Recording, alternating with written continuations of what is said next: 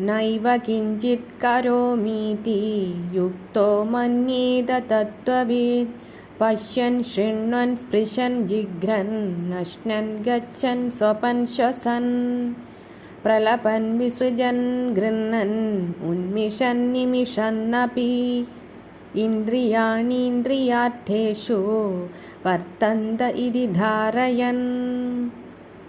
ഇപ്രകാരം ആത്മാനുഭവം നേടിയ ആ തത്വജ്ഞൻ കാണുമ്പോഴും കേൾക്കുമ്പോഴും സ്പർശിക്കുമ്പോഴും ഗന്ധമനുഭവിക്കുമ്പോഴും ഭക്ഷിക്കുമ്പോഴും നടക്കുമ്പോഴും ഉറങ്ങുമ്പോഴും പ്രാണൻ ശ്വസിക്കുമ്പോഴും വാക്കുകൾ പറയുമ്പോഴും വിസർജിക്കുമ്പോഴും കൈകൾ കൊണ്ട് പദാർത്ഥങ്ങൾ എടുക്കുമ്പോഴും പ്രാണചലനങ്ങൾ സംഭവിക്കുമ്പോഴും കർമ്മേന്ദ്രിയങ്ങളും ജ്ഞാനേന്ദ്രിയങ്ങളും അതാതിൻ്റെ വിഷയങ്ങളിൽ പ്രവർത്തിക്കുന്നു എന്നും മുക്തനായ താൻ ഒന്നും ചെയ്യുന്നില്ല എന്നും പറയുന്നു.